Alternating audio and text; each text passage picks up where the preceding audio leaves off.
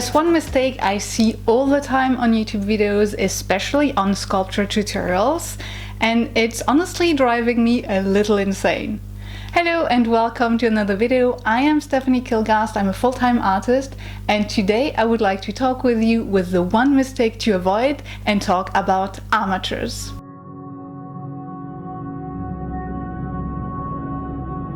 Okay, so let's start simple. Imagine your sculpture, right? Under your sculpture you have a so-called armature. Think of it like scaffolding or the bones of a house. From the outside it might look fine, but if your structure isn't strong enough, if it isn't well thought of, then everything can break. Even something that looks nice at first can break over the next weeks, months, or even years. Thinking about your armature and your structure before you start sculpting is actually really important. Without thinking about the structure of your sculpture, it's also going to make your sculpting process really difficult and kind of messy. So it's also very useful to think about the inside of your sculpture so you can fly when you start working on it.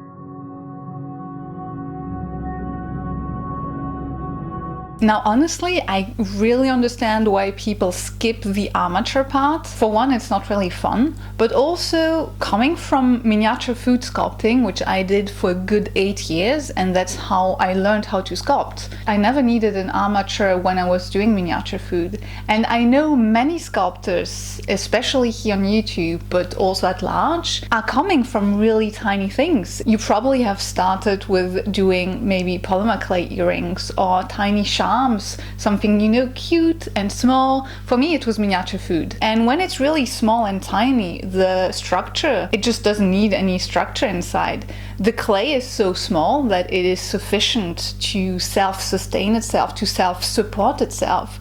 And so there are not many mistakes you can make with it. It's much easier as a structural approach. But when you want to work bigger and not necessarily huge, I'm working on this tote right now, which isn't that big, but it does need an armature because that amount of clay is going to crack, is going to fold and tumble on itself if there's not a proper structure inside.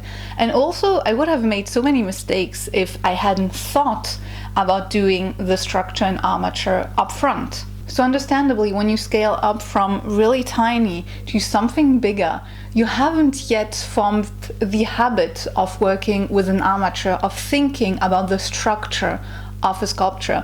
But really, the structure is the hardest, but also the most important thing to think about for a sculpture.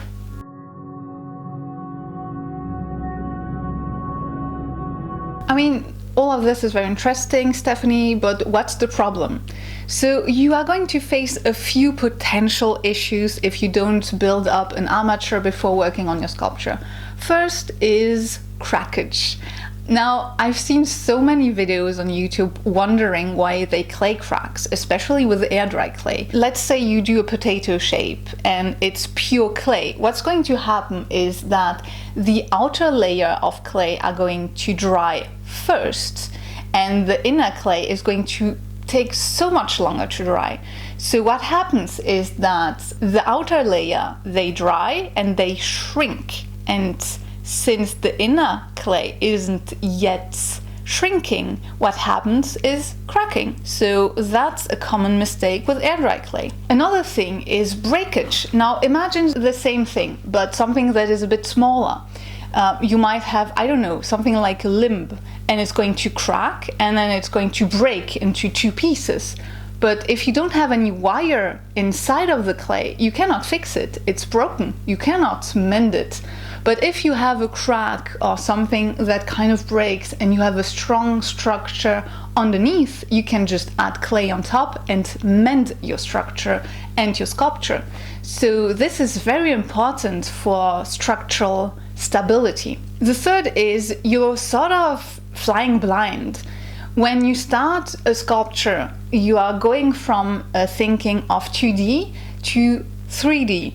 So even if you start sketching and trying to get the shape in your head, If you go in like this, it's going to be really difficult to remember all the anatomy or the way things go. When you start to sketch out and start to build up an armature, and it really starts in your sketchbook, you're going to have a better understanding what you're going to do and where you're going to go. And to be fair, doing the armature is my least favorite part. It really requires my full concentration. It's the moment I am not allowed to make any mistakes, because once the structure is done, then all you have to do is just add clay and add texture, and that's kind of the fun part for me. But the armature makes it possible to be able to fly afterwards, so it's really important. Understanding your materials and the structure is actually vital. I've had one of my sculptures break when arriving at a gallery, and it was fully my mistake. It wasn't technically about the structure so much as the clay. It was a really thin mushroom that I did, and I made it out of epoxy clay. Epoxy clay is very hard, but that makes it very breakable. And inside that mushroom I had put wire and aluminium foil, but the wire was not thick enough, so basically while traveling the mushroom just kind of broke. The gallery was able to mend it because luckily I had a structure underneath, so all they had to do is just to add some more flexible clay to mend it. But still, it was very scary.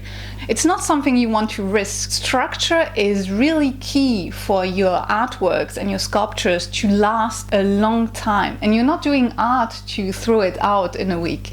It's supposed to last a lifetime, so it's really important.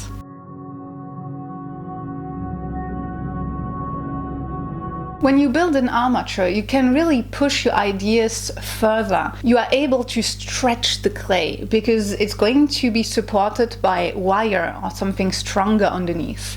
So you can really play with very thin lines, with stretched lines, etc. Now the clay is important too, don't get me wrong. If you do something really thin and then add epoxy clay on top, it's going to break. It's what happened to me, because epoxy clay is not flexible. So you have to think about both things, about the internal structure, but also about the flesh around it. Because if you have something that is very thin but not flexible, it's going to break. Either way, it's just that if it breaks and it is on something that is structurally strong and stable, you can always mend it, and that is the difference. Starting with the armature also builds intention. Do you want to have something that is really thin, goes really up, or something more bulky and round? All of those decisions are made at the moment you work on your armature. And then, when you start adding the clay, it's just adding the clay and texturing it. But the core decisions of your sculptures are going to be when you start working on your armature.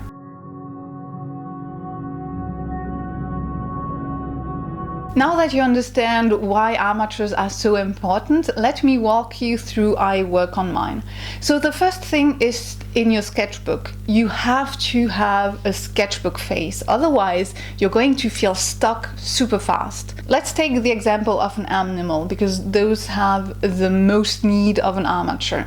What I always do first is to sketch whatever animal I have in mind in different poses. I use various pictures from books or the internet to kind of understand how the animal is built and its anatomy. You don't have to go super fancy in, just understand and deconstruct what you're seeing on the pictures and understand how it functions, how it works, how it moves. Videos can be also super useful. You can find videos about almost any kind of animal moving or flying or walking on YouTube. Use that to your advantage. Do still images to understand how they move and where the limbs go and how they fold and what folds, what stays in place or not.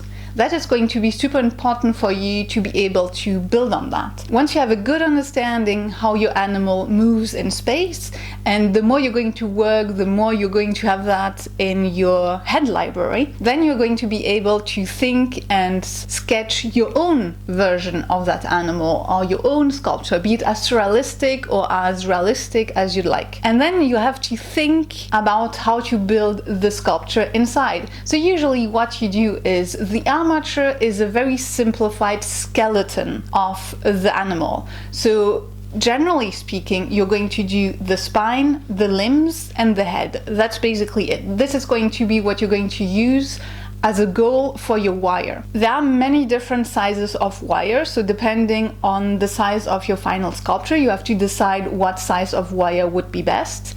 And then you just start to cut the wire to size. It can be helpful to have a real-life sketch on your sketchbook so you can actually see what you need in terms of wire. With time, it's going to be more free-flowing, but at first it's good to use a sketchbook. And then when you put wire together, you just use a very thin wire to kind of wrap all and everything together. So that's the first stage, and to be fair, it's the most important one. Now, sometimes you might be able to simplify the skeleton, because sometimes you're going to do an arm maybe that is like this, and so you don't actually need to go and do this, but maybe it's going to be so close and finished that just one piece of wire might be enough. It's going to depend. You have to be the judge of that. I think when you start out, it's better to actually use a wire that goes around the skeleton. So again, the spine, and then the limbs, and potentially the head, or at least put the wire up until the head. So that's your first structure. Then you want to flesh out that initial skeleton. Now, it's going to depend how big your sculpture is.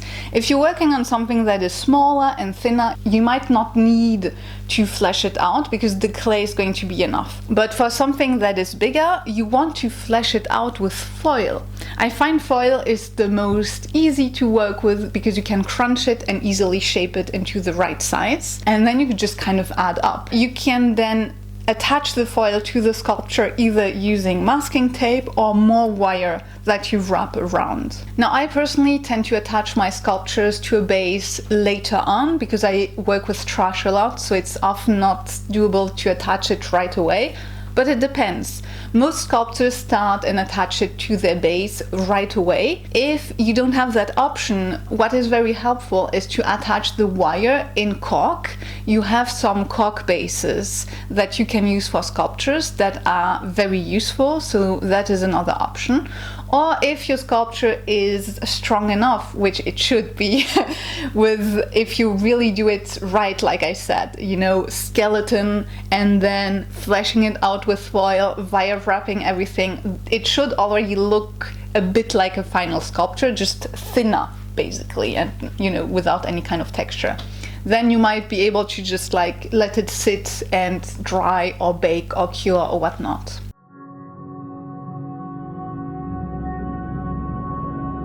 The armature is so much more than just structure. It's about intentionality. It's about thinking up front. It's about planning and knowing where you're going in your artwork. So it's not just a new technique to learn, it's a new way of thinking how to build up a sculpture. Once this is in place, and again, it's going to be the hardest part of your work, it's going to make everything so much easier, so much more enjoyable. And then you can go on and make all the other micro decisions that you need to finish your artwork. If you've never done an armature before, give it a try. Even on smaller sculptures, you're going to see that it makes things actually so much easier. Thank you so much for watching. If you watch until now, please leave an animal emoji in the comments below because it helps greatly with engagement. Also, let me know if you found this insightful, useful, helpful, and if it makes you want to sculpt more. If you have further knowledge about armature building, don't hesitate and share your knowledge with all of us, because I'm just me, so I'm sharing my knowledge, but I'm sure there are plenty of things that I don't know, and I'm also pretty certain that I can also learn from you. With that being said, I wish you a lovely day, week, weekend, night, whenever you're watching this. Thank you so much for staying with me until the end, and I really hope to see you in my next video. Bye!